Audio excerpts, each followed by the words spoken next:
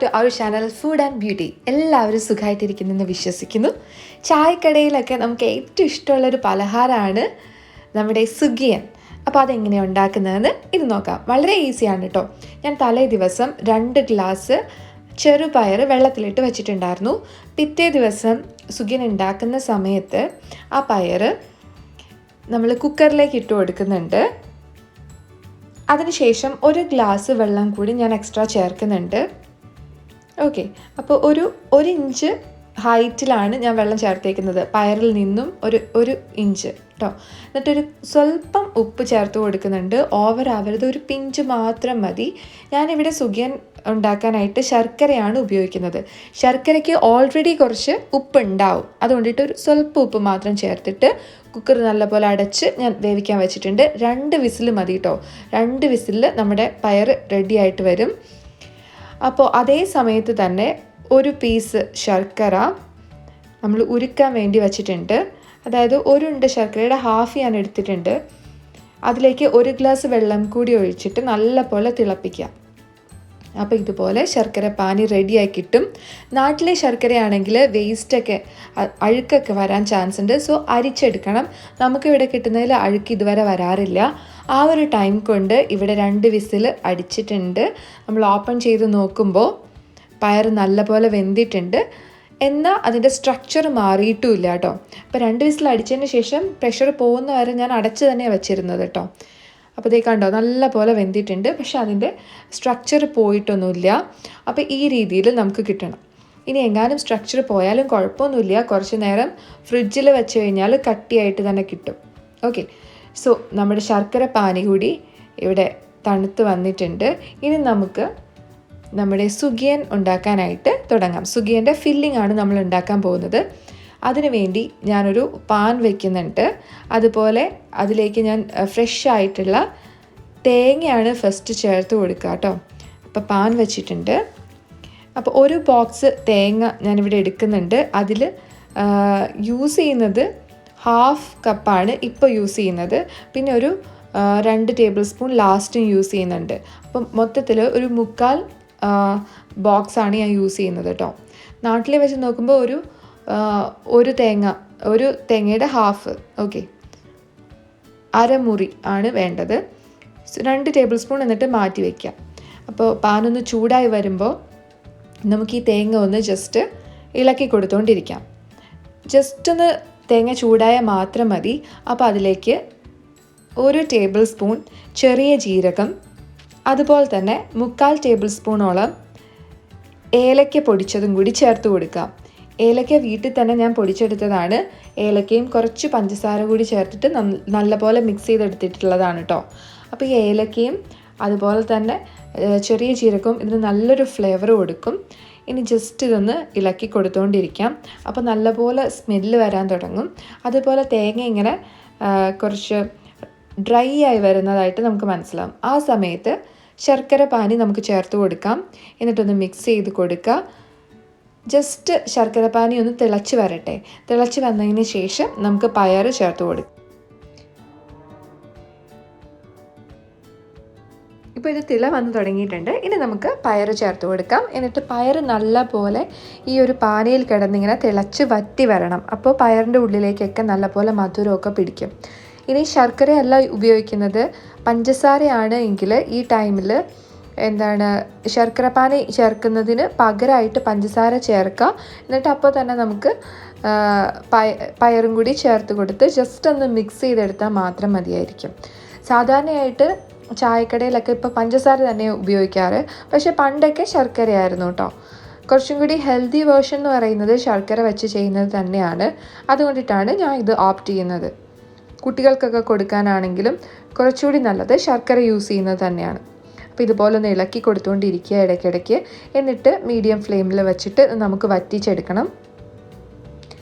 അപ്പോൾ കുറച്ച് എന്തായാലും ഒന്ന് പയറൊക്കെ ഒന്ന് ഉടഞ്ഞു വരാൻ ചാൻസ് ഉണ്ട്. എന്നാൽ എല്ലാ പയറും ഉടഞ്ഞു വരില്ല.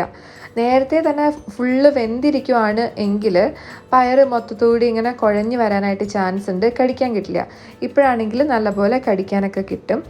ഒത്തിരി ഡ്രൈ ആക്കേണ്ട ആവശ്യമില്ല. കുറച്ചൊരു വെള്ളമയം വേണം. എന്നാൽ മാത്രമേ നമുക്ക് നന്നായിട്ട് ഉരുട്ടിയെടുക്കാനായിട്ട് പറ്റുള്ളൂ കേട്ടോ.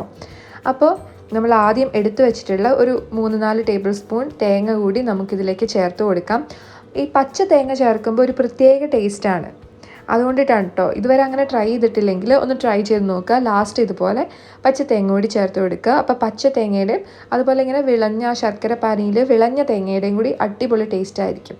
അപ്പോൾ ഇനി നമുക്കത് ആറാൻ വെച്ചതിന് ശേഷം ഒരു ബൗളിലേക്ക് 5 ടേബിൾ സ്പൂൺ മൈദ ഫ്ലോറും പിന്നെ കുറച്ച് ക്രിസ്പ്നെസ്സിന് വേണ്ടിയിട്ട് ഒരു 3 ടേബിൾ സ്പൂണോളം അരിപ്പൊടിയും കൂടി ചേർത്ത് കൊടുക്കണം. അപ്പോൾ മൈദയും അരിപ്പൊടിയുമാണ് ചേർത്തിട്ടുള്ളത്. മെയിനായിട്ടുള്ളത് മൈദയും, അരിപ്പൊടി ക്രിസ്പ്നെസ്സിന് വേണ്ടിയിട്ട് മാത്രമാണ് കേട്ടോ.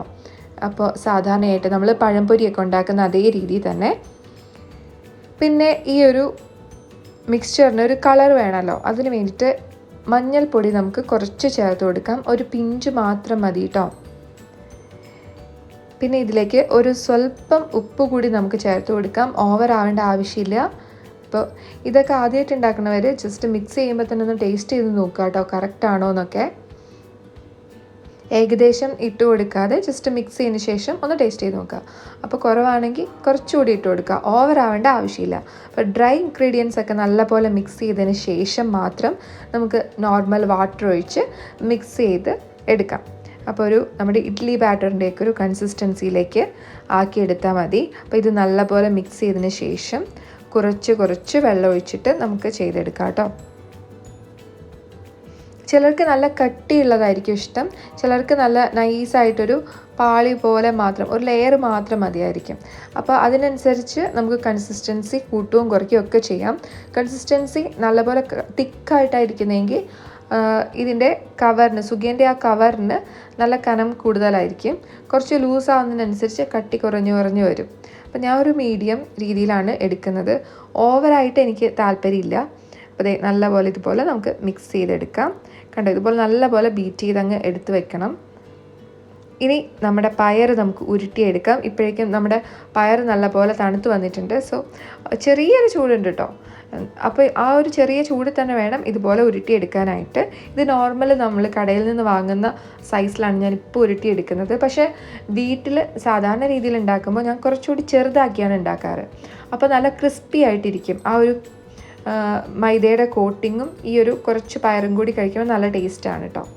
അപ്പോൾ ഇപ്പം ഞാൻ ഉണ്ടാക്കുന്നത് സാധാരണ കടയിൽ നിന്ന് കിട്ടുന്ന ആ സൈസിലാണ്. അപ്പോൾ ഇത് ഉരുട്ടി ഇവിടെ വച്ചിട്ടുണ്ട്. നമ്മുടെ മിക്സ്ചറും റെഡിയാണ്. നമ്മളിത് മുക്കി പൊരിക്കുന്നതിന് തൊട്ട് മുന്നേ ഒന്നുകൂടി ഒന്ന് ഇളക്കി മിക്സ് ചെയ്തേക്കുക കേട്ടോ. അപ്പോൾ ഇതുപോലെ മിക്സ് ചെയ്ത് ഇവിടെ വയ്ക്കാം. ഇനി നമുക്ക് ഡിപ്പ് ചെയ്യാം, എന്നിട്ട് എണ്ണയിലേക്കിട്ട് പൊരിച്ചു കൊടുക്കാം. കോക്കനട്ട് ഓയിലിൽ ചെയ്തെടുക്കുന്നതാണ് എപ്പോഴും നല്ല ടേസ്റ്റ്. പക്ഷേ എപ്പോഴും കോക്കനട്ട് ഓയിലിൽ നമുക്ക് ചെയ്തെടുക്കാൻ പറ്റില്ല. സോ വെജിറ്റബിൾ ഓയിലാണ് ഞാനിവിടെ ഉപയോഗിക്കുന്നത്. അപ്പോൾ അത്യാവശ്യം എണ്ണ ചൂടായതിന് ശേഷമാണ് ഞാൻ ഇട്ട് കൊടുത്തിട്ടുള്ളത് കേട്ടോ. ഇനി ഇടയ്ക്കിടയ്ക്ക് ഇങ്ങനെ ഇളക്കി കൊടുത്തുകൊണ്ടിരിക്കുക. നമ്മുടെ ആ കോട്ടിങ് കുറച്ചൊരു യെല്ലോയിഷ് ഗോൾഡൻ കളറിലേക്ക് വരുമ്പോഴാണ് നമുക്ക് മാറ്റേണ്ടത്. എന്നാലാണ് നല്ല ക്രിസ്പായിട്ടിരിക്കുക കേട്ടോ. അപ്പോൾ ഇച്ചിരി നേരം കൂടി കിടന്നതിന് ശേഷം നമുക്കിത് എടുക്കാം. ഓവർ ഹീറ്റഡ് ആയി കഴിഞ്ഞ് കഴിഞ്ഞാൽ കരിഞ്ഞു പോകാൻ ചാൻസ് ഉണ്ട്. സോ എപ്പോഴും മീഡിയത്തിൽ വയ്ക്കുക. ചൂട് കൂടുതലാണെന്ന് തോന്നുവാണെങ്കിൽ ലോ ഫ്ലെയിമിലേക്ക് ആക്കിയിടുക. അപ്പോൾ എപ്പോഴും നമ്മൾ അഡ്ജസ്റ്റ് ചെയ്തുകൊണ്ടിരിക്കണം ഫ്ലെയിം. ഇപ്പോൾ നമ്മുടെ ക്രിസ്പി ആയിട്ടുള്ള സുഖിയൻ റെഡി ആയിട്ടുണ്ട്. നമുക്കൊരു അരിപ്പ പാത്രത്തിലേക്ക് മാറ്റാം. പിന്നെ ഇതുപോലെ ബാക്കി വരുന്ന വേസ്റ്റ് ഉണ്ടല്ലോ, അതപ്പം തന്നെ അങ്ങ് കളഞ്ഞേക്കുക, അല്ലെങ്കിൽ കരിഞ്ഞിട്ട് മൊത്തത്തിൽ കരി വരാൻ ചാൻസ് ഉണ്ട്. സോ നമ്മുടെ സുഖിയൻ ഇവിടെ റെഡി ആയിട്ടുണ്ട്. ഫുൾ ബാച്ച് ഞാൻ പൊരിച്ചെടുത്തിട്ടുണ്ട്. അപ്പോൾ എല്ലാവരും ഒന്ന് ട്രൈ ചെയ്ത് നോക്കുക. എല്ലാവർക്കും തീർച്ചയായിട്ടും ഇഷ്ടമാവും. നല്ല ടേസ്റ്റുള്ള നല്ല ഫ്ലേവറൊക്കെയുള്ള അടിപൊളി സുഖിയനാണ്. അപ്പോൾ എല്ലാവരും ഉണ്ടാക്കി നോക്കിയിട്ട് അഭിപ്രായം പറയാം കേട്ടോ. അപ്പോൾ അടുത്ത വീഡിയോയുമായി വീണ്ടും കാണാം. അതുവരെ എല്ലാവരും ഹാപ്പി ആയിട്ടിരിക്കുക, പോസിറ്റീവായിട്ടിരിക്കുക. ബൈ.